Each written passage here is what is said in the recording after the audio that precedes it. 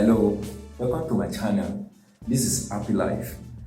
Um, I don't want to waste our time.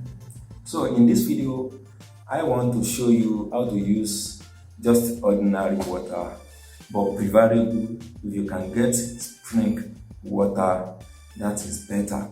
I want to show you how to use just ordinary water to make your dream come true, to make your wishes come true.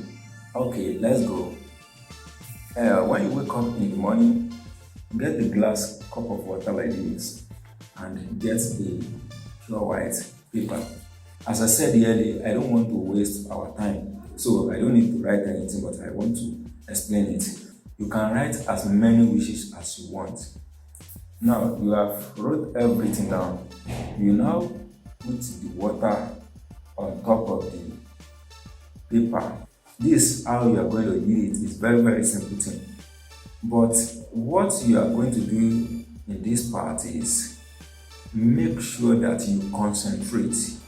Don't do it in a place of where you can hear many sound. You understand? Do it in a silent place and then concentrate. I'm talking here so that you don't need to talk to anyone when you want to do this thing. Make sure that you do it perfectly, and then it's very important to do it early morning. Can you see it now?